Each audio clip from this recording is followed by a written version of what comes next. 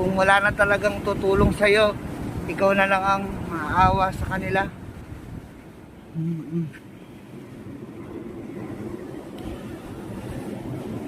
Kumain ka at mabuhay. Kaya mo yan. Wala ka namang magagawa kasi bandun lang.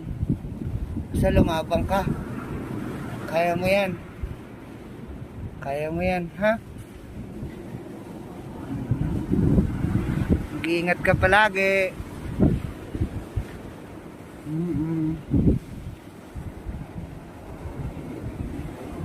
Paalam, munting aso.